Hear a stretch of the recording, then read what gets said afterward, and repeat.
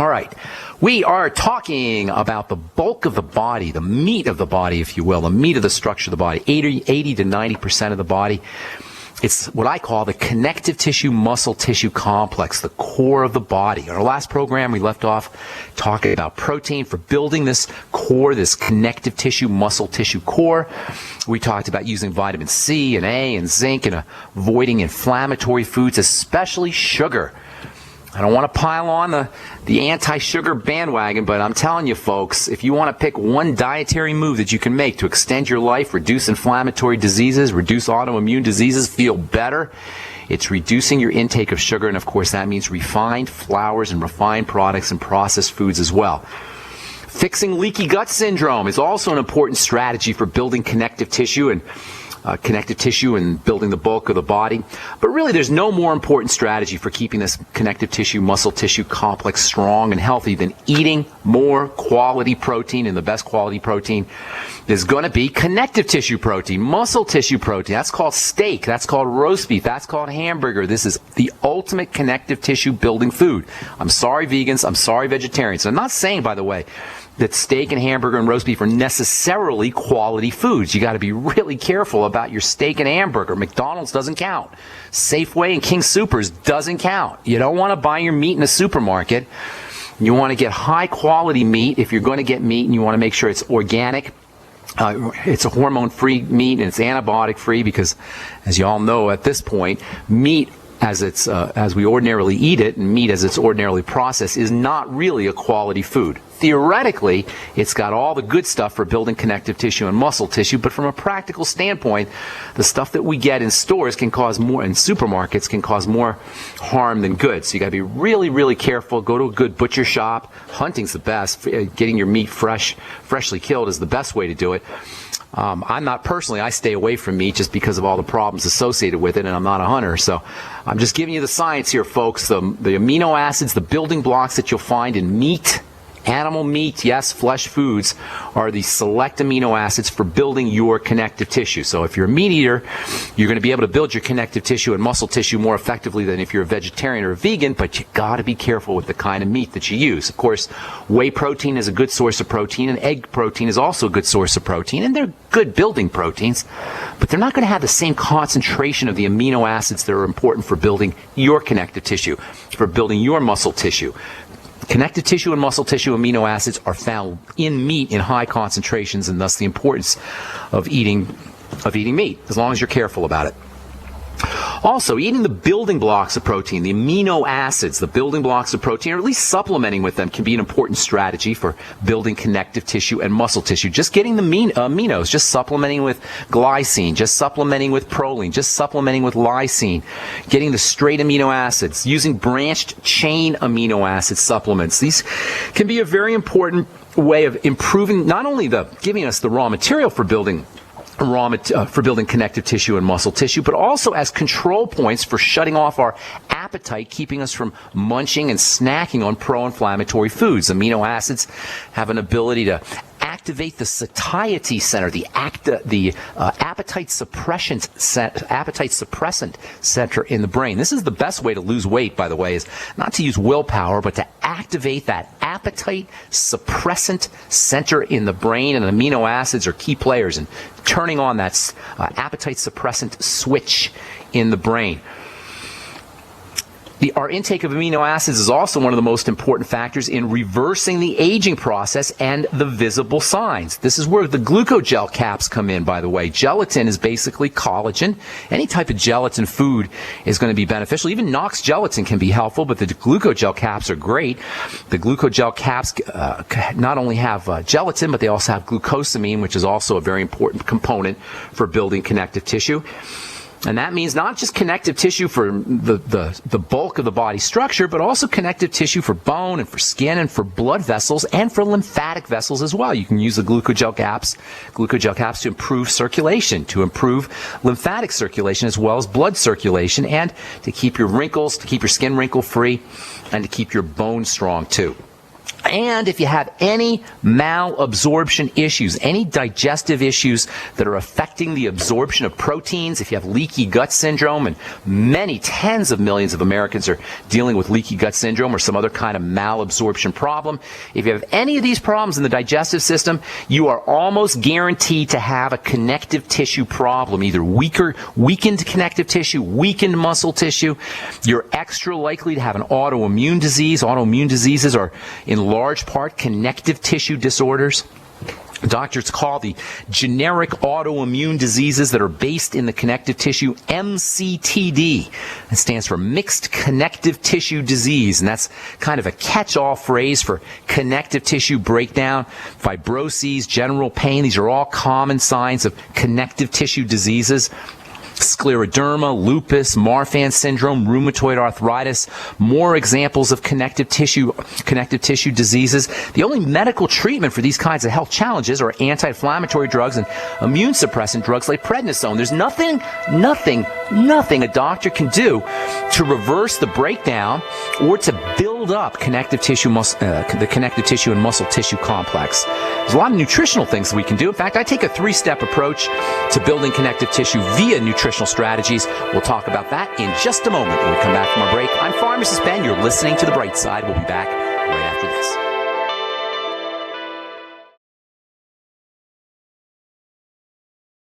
Okay, got a couple lines open for you. Try to get on board early so we don't have to leave anybody on hold. Our number is 855-660-4261, 855-660-4261.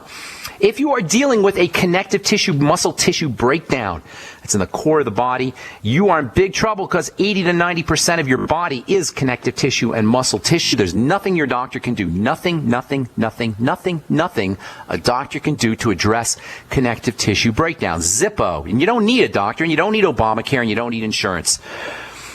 From a non-medical nutritional standpoint, the way you deal with these kinds of connective tissue problems, mixed connective tissue disease, autoimmune disease, whatever it is, you want to take a 3-step approach. First of all, you want to correct malabsorption. You want to correct digestive issues. You guys, if you've been listening to this program, I hope you're not sick of hearing me say this. I know I say it every darn program we do. You got to focus on this central part of the body, the digestive tract, that's basically the intestine, but also the stomach, the pancreas, the liver. All of these systems are critical for absorption of nutrition and keeping the bad stuff out. Focus on the digestive system. That means eliminating problem foods, eliminating refined sugar, and especially eliminating anything that spikes insulin. That means fruit juice, and that means super sweet fruits, at least just eating small amounts of super sweet fruits. Certainly oats and grains and pasta and rice. You got to be really careful with those kinds of foods. Anybody has to be really careful, but especially if you're dealing with a digestive tract issue or if you're dealing with a connective tissue problem. Working with foods and digestion is not only the most important move you can make for dealing with connective tissue disease, not only the first thing you want to do, it's also super easy to do. It's super easy to control what you eat. It may not be simple, but it's super easy. It may not be simple, but it's super easy. In other words, there's a lot of emotional baggage that's associated with foods. There's a lot of addictions that are associated with foods. But really, when you think about it from a logical standpoint, it's not that difficult to do. And especially if you're dealing with something like Marfan syndrome or prolapsed parts of the body or any kind of connective tissue problem. Then you want to make sure you're using all your building nutrients, especially protein and especially the mighty 90, that goes without saying, especially fats. There's a major relationship between fats and connective tissue. Connective tissue is very dense in fats. We said before that the connective tissue is an electrical system. It's like a information processing system. It's a liquid crystal semi-conducting information processor. Basically, your connective tissue is like a computer chip, and it's powered and charged in large measure by essential fatty acids. That makes EFA super important. For everybody, EFAs are important, but extra important if you're dealing with some kind of connective tissue health problem. Get yourself on the ultimate EFAs. Make sure you're using 9 of them a day. If you have any kind of fat malabsorption problems, it's best to take your essential fatty acids with meals and with your enzymes. And then for all connective tissue disorders, all connective tissue disease, including so-called genetic ones like Marfan syndrome, For all connective tissue diseases, you want to make sure you're doing weight-bearing exercises on a regular basis. You don't need P90X. You don't need to go crazy. You don't need an hour workout or an hour and a half workout. You don't, unless you want one. But if you just want to build connective tissue, if you just don't want to fall apart, all you need is just 5 or 10 minutes a day, 3 to 5 days a week. Get a couple of, you don't even need dumbbells. You certainly don't need a gym membership, and you don't even need weights or dumbbells. You can do it with, you can get a good weight-bearing exercise with a couple of gallon jugs filled with water. You do a quick upper body, lower body workout with just 2 gallon jugs filled with water. If you want more weight, you can use a 5-gallon bucket, a couple of 5-gallon buckets, one for each arm. You do all kinds of exercises. If you want to use less weight, get some sweat socks, fill them up with rocks, or wrap them around a can of beans and make yourself a mini dumbbell. And by the way, not only is fat an important, not only is there an important relationship between fat and connective tissue health, good fat, essential fatty acids, but there's also a cholesterol relationship to a connective tissue and muscle tissue health. Connective tissue, or cholesterol, is a major component of connective tissue. If you're building, or if you're repairing, if you're weightlifting, if you're an athlete, if you're post-surgery, if you've had some kind of trauma, your body is going to be making more cholesterol. Cholesterol is a building substance. Cholesterol is the most important building substance in the body. If you take a statin drug, now you're going to be making less cholesterol, and you're going to be slowing down building, you're going to be slowing down healing, and it's no accident that the side effects of statin drugs affect the nervous system as well as connective tissue and muscle tissue. These tissues are super dependent on cholesterol. Not that the rest of the body, the skin is also dependent on cholesterol, and the epithelium, the surface tissue, that's also dependent on cholesterol. And statin drugs can mess up skin health, and they can mess up all the other health of all the other systems, but no system in the body is more dependent on cholesterol. That means no system in the body is going to be more sensitive to the effects of statin drugs than the muscle system and the connective tissue system. There's numerous cases of autoimmune diseases of connective tissue that are associated with statins. In fact, there's numerous cases of autoimmune diseases of connective tissue that are associated with all drugs, especially lupus, which is a classic autoimmune disease that's a result of the prescription drug intake. Obviously not always, it doesn't always occur, but it's one of the things that can happen from all prescription drugs, including statins. And then we come to our amino acid, our hardening amino acid, the one we started talking about a couple of weeks ago before we digressed into this discussion in connective tissue, and that is cysteine. Cysteine gives the body a certain hardness and a certain strength. It's the body's most important, or one of the most important structural amino acids. Cysteine helps harden and strengthen collagen, which is kind of a biological rope. It's the most important protein in the body, and it gets its hard quality from cysteine. Collagen is basically a triple rope. It's this.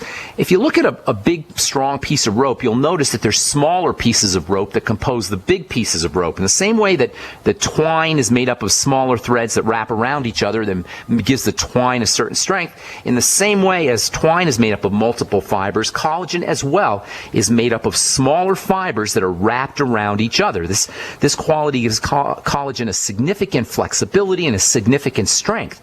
But then there's a little piece of cysteine that's inserted between the collagen threads that basically acts like a little rivet that biologically bolts these collagen strands together. And that makes cysteine mega important for all hardening tissues in the body. That includes not just the collagen in your bones, but it also includes the hardness of your nails, the hardness of your hair, and also the hardness of the surface of the skin. I'm Pharmacist Ben. You're listening to The Bright Side. We're coming back with your phone calls at 855-660-4261 right after.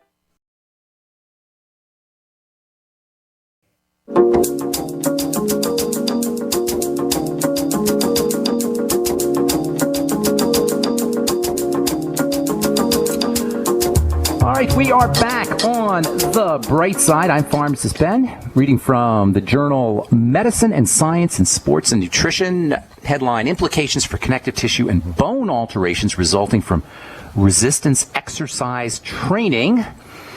Available. This is reading a quote from the journal.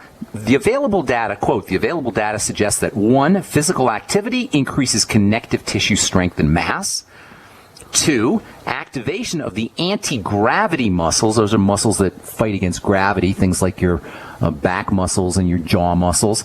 Activation of the anti-gravity muscles must be accomplished to adequately stimulate connective tissue. And 3, the volume, intensity, and load-bearing nature, that is how much weight you're lifting or how much weight you're pushing or pulling, load-bearing nature of the exercise training are important factors in causing connective tissue adaptations. Based on the above factors, a speculative model of training for increased maximum strength of connective tissue has been developed, and that's from October 1988, the journal Medicine and Science in Sports and Exercise. The bottom line is, folks, lifting weights can help you build connective tissue.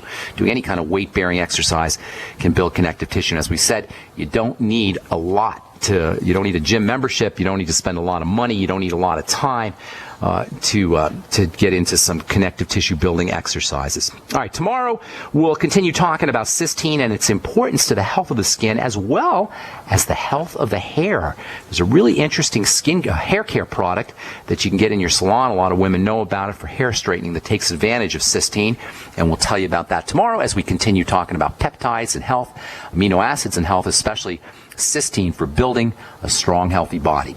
All right, I'm Pharmacist Ben. You are listening to The Bright Side on the Genesis Communication Network, and it's time to hit our phones. 855-660-4261 is our number. Let's go to Michigan and welcome David to The Bright Side. Good morning, David. What's up, buddy? Good morning, Ben. How you doing? Doing good. How can we help you, my friend? Good. Well, I wondered if you got that email about the bio alternatives for the colostrum from my wife, Pam. Oh, yeah. That's your wife, Pam. I did get it. I haven't looked at it yet. I saw it through my emails, but thank you so much for sending that out. Now, was that powdered colostrum, or was that? Yes. That was powdered colostrum. Yep, yeah, it was GMO-free and awesome. BSE or something like that free. I'm legally blind, so I can't really read it. Did she put the address and the phone number of the company as well? Yes, I okay, believe good. so. That'd be awesome. Thank you so much for that, David, and thank you're your welcome. wife. I appreciate it. What's going on today? I have a friend. He found out his mom had. She's 80. She had endometriosis when he was growing up, but she had a hysterectomy, and I don't know if she's having any issues from that still. But my daughter's friend, 16 years old, suffering with endometriosis. Okay, tell me about that? Yeah, I know a lot about it. And for the ladies out there, never ever let a doctor hack out your female reproductive system because you have endometriosis. There's no reason to have, and I know I've said this before, and I'm not going to go off on a tangent, but it just makes me so angry. This idea that we can remove the organs of the body simply because something's going wrong is so offensive. It's so insulting to the intelligence of the average human being. It's so nefarious. It's so twisted and perverted for a medical professional who's sworn to do no harm to operate in this fashion. I can't tell you how much it galls me and it irritates me. So I hate to get all mad about this, but it's a terrible situation when people that we trust, people who should know better, just act like butchers hacking stuff out of the body. Endometriosis is a metabolic issue. It's not a structure issue. It's not an organ issue. It's a chemistry issue. So you don't take organs out to straighten out a chemistry issue. Now, if you have cancer, that's a structural issue. That's different. But if you have a metabolic or a chemistry issue, that's not a reason to take the organs of the body out. Endometriosis needs to be regarded as, number one, a problem with blood sugar and insulin. Number two, a problem with the digestive system. And number three, as a problem with the activation of the stress management system. So the three strategies for dealing with endometriosis: first and foremost, as always, correct digestive issues, especially around fats and fat absorption. That means work on concentrating on fatty foods, changing how you eat fatty foods, using smaller portions of fatty foods, pre-processing your fatty foods in a blender or food processor, using the ultimate enzymes with your fatty foods, using apple cider vinegar at the end of meals, pancreatin, which is a type of enzyme, digestive enzyme, biolumin nightly essence. Probiotics, folks, are so important and underappreciated for fat metabolism. They're important for every single digestive health issue you can name. They're important for everybody, but they're especially important when it comes to how we process fats. Hormone issues, female hormone issues that involve estrogen, like endometriosis, oftentimes have a fat malabsorption component. And so anything you could do to improve fat absorption is going to be helpful, and that means probiotics in addition to all the other things that we just talked about. Bile salts can help. Lecithin after meals can help. Then you want to start to balance out the excess estrogen. Endometriosis is a hyperestrogen condition, too much estrogen, and estrogen's a stress hormone. There's lots of ways to balance out estrogen. Probably the most effective is progesterone cream. Everybody on endometriosis, or everybody with endometriosis, needs to be on a progesterone cream. That's the first thing a doctor should be doing for somebody who's dealing with endometriosis, is get a 10% progesterone cream. You got to have a compounding pharmacist make it for you. You're not going to be able to get a 10% cream in the store. You may be able to get a 2% cream in the store, but don't fall prey. Don't be a victim to the yam creams. You want real progesterone cream, maybe from yam, but not just yam. Look on the ingredients on the back of the ingredient deck. Last week we talked to a gal who wanted to know about ingredients for drugs versus ingredients for non-drug materials. Ingredients for a progesterone cream will say active ingredients, progesterone, and then it'll tell you how much progesterone is in there. If it doesn't have the active ingredients and the inactive ingredients separated out, it's not a real progesterone cream. So look for 2% or so, 10% or so progesterone from a compounding pharmacist. If worse comes to worse, and you can't find somebody to make it for you, go with a 2% progesterone cream. If you don't want to deal with the progesterone cream, use pregnenolone tablets, 100 milligrams a day. Everybody with endometriosis. If you're not, don't want to go with the progesterone cream, which is the best, go with pregnenolone capsules or tablets, which you can get at a health food store, 100 milligrams a day. Then you want to make sure you're stabilizing your blood sugar. Very often, endometriosis is associated with dysglycemia. That means restricting your intake of refined carbohydrates and sugars and fruits and fruit juices and anything that spikes your insulin. Using more protein, of course, is your best strategy for doing that. Between all those things we just talked about, endometriosis symptoms should disappear within short order, and certainly you should start to notice, or your friend should start to notice, a difference within a day or two. Number one, correcting digestive issues, especially around fats, and using all the digestive support we just talked about, especially for fat malabsorption. Number two, balancing out estrogen with progesterone and pregnenolone, also reducing any kind of stress on the body, especially the stress from excess sugar, and that means restricting sugars. Number three, using sugar metabolizing nutrients like the B vitamins, which you'll get in the Beyond Tangy Tangerine and the Sweeties product, in addition to just laying off the refined carbohydrates, pasta, rice, potatoes, fruit juices, and big fat sweet juicy fruits. Using more protein is the easiest strategy for doing that. Does that help you, David? It certainly does, Ben. You're awesome as usual. All right, my friend. But you just covered most of America's diet there. I know. Well, that's how it goes. It's not that hard. I mean, I'm not even necessary. One of these days, I'm not even going to be on the radio anymore because everything I say is the same thing. And you don't need me. Be on the radio. Well, I appreciate that, Dave. Thanks a lot, brother. Have a beautiful day, my man. Say hi to Pam. Take care, bro. All right. Hang tight. If you're on the phone, we'll get to you when you come back from our break. I'm Pharmacist Ben. You're listening to The Bright Side on the Genesis Communication Network. We'll be back after this.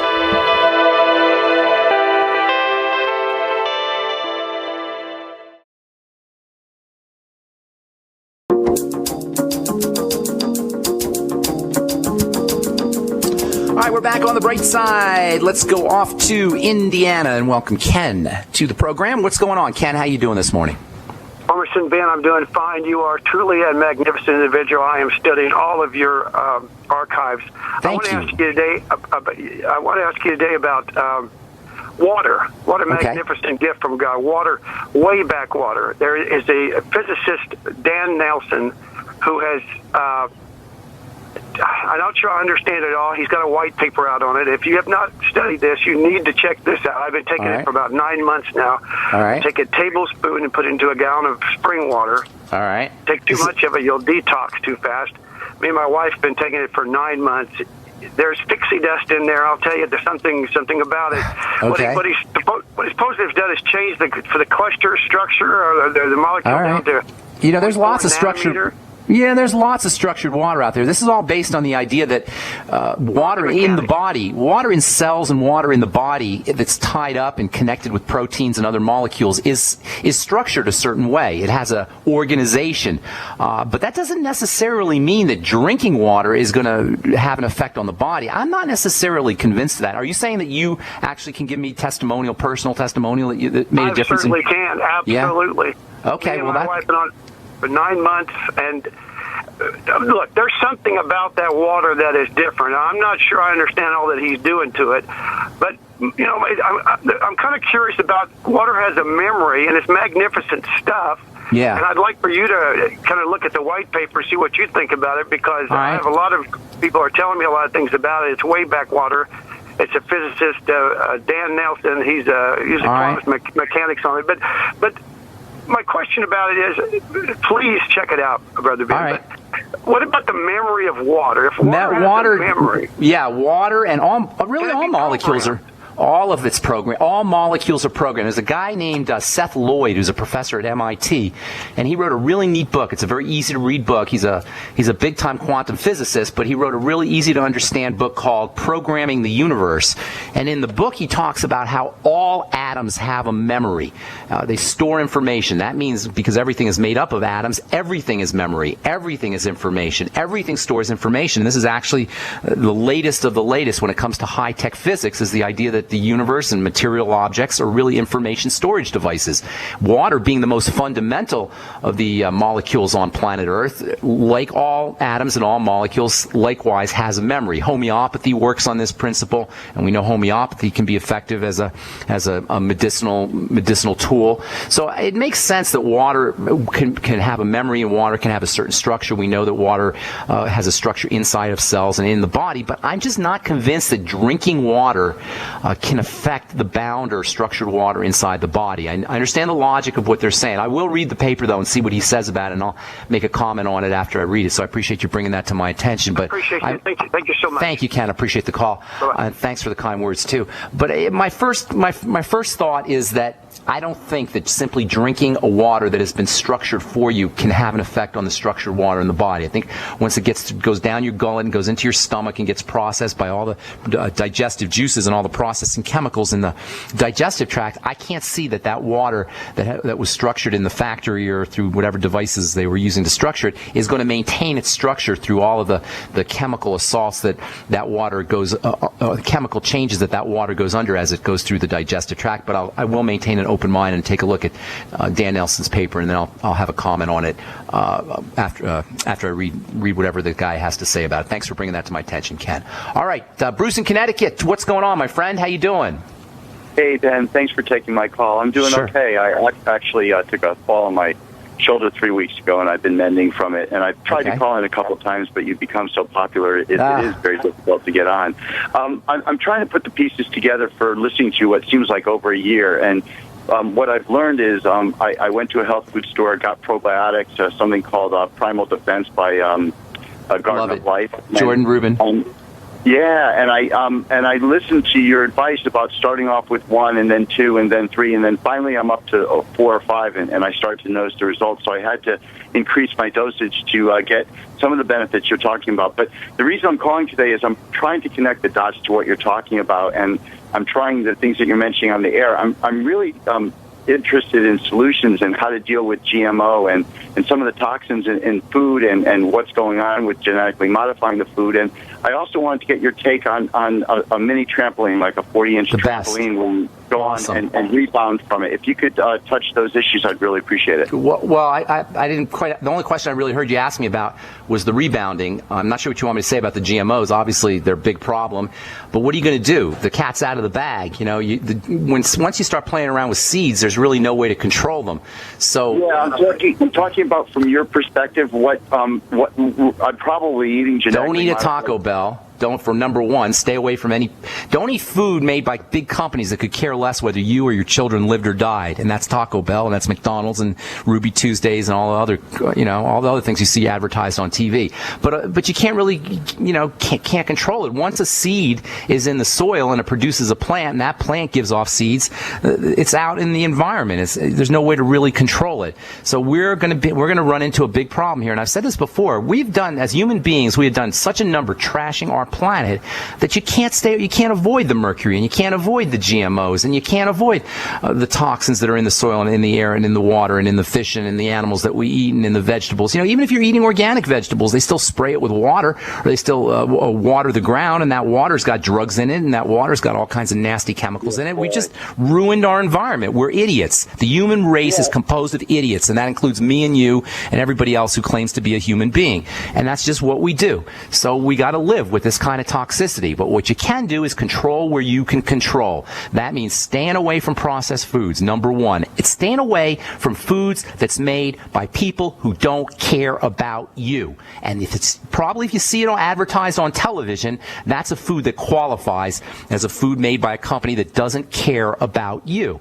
If it's not made by your mother or by somebody you love, your wife or your friend or somebody else, it's probably not a food that you want to eat. Be very, very, very selective and careful about what you put in your mouth. That's number one. It doesn't do us any good to scream about GMOs and mercury and fluoride and chemtrails, et cetera, if we're driving through McDonald's.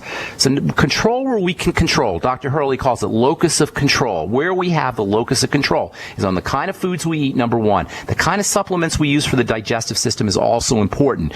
Not putting an undue burden on the digestive tract. This is called, or on the body. Not putting an undue burden on the immune system, especially. Dr. Rogers calls it immune load. And what she means is the immune system is kind of like a camel, and everything we give the immune system to process, whether it's from the air, the water, the food, whatever, is like a straw that gets put on top of the immune system's back, and then all of a sudden, one thing acts like a straw that breaks the immune system's back, so to speak. And we'll blame the pollen, and we'll blame the GMO, and we'll blame the mercury, but really what it is, it's the accumulation of toxicity, the accumulation of poisons that we put into the body over time. Control where we can control. Stay away from problem foods, build the digestive tract, use the Biolumin Nightly Essence, make sure you're on the Mighty 90. As far as your rebounding, your mini trampoline goes, rebounding is one of the most powerful and effective exercise strategies you could ever use. If you wake up in the morning tired, chances are you got a congested and clogged lymph. If you have a good night's sleep, you get 8 hours of sleep, and you don't wake up completely rested, chances are your lymph is stagnant and clogged. As soon as you get out of bed, head over to your rebounder. It costs you about $50 or $60 for a good mini trampoline. Head over to the mini trampoline and jump for 2 minutes just to move the lymph around. You get off of that mini trampoline, you're going to feel like a new person. If you feel cold coming on, get on the rebounder. If you have any stiff joints, we've been talking about connective tissue. Connective tissue stiffness is a sign that the connective tissue in your arteries is also stiff. The connective tissue in your face is also stiff. So making sure your connective tissue is loose and limber is a major health strategy, not just for the connective tissue in the body structure, but also the connective tissue in the circulatory system, the connective tissue in the skin, wherever there's connective tissue. And getting on a rebounder can help loosen up the connective tissue, bring more oxygen to the connective tissue, improve detoxification to the connective tissue as well, from the connective tissue as well. So, Bruce, a rebounder is the best $60 or so investment you can ever make in your health. It'll last you for years, and if it'll only take you 2 or 3 minutes to exploit or leverage the advantages of it. And I cannot tell you how functional, how important a rebounder can be, especially if you're coming down with a cold, as I said last week. It's a great way to move the lymphatic system if you feel kind of sluggish and you feel like you might be getting sick. Thanks for your call, Bruce. Appreciate it. And I apologize for you guys who we left on hold. Give us a call back tomorrow. Tell our call screener we left you on hold and we'll get you first up. And that's all the time we have for today on The Bright Side. If you're in the Bay Area, I'd love to see you on March 7th at the Vintage Faith Church in Santa Cruz, California. And we'll be getting on around 6:30 or so. Try to get there. All right, tomorrow we'll continue talking cysteine, and we'll talk about how it relates to the skin and how it relates to the hair with a very interesting hair product a lot of women know about. We'll talk about that tomorrow on The Bright Side. Thanks for listening, folks. Check out my website, brightsideben.com. Click on the Join the Team link and start yourself a longevity business. Have a wonderful, beautiful day. We'll talk to y'all later. Bye for now.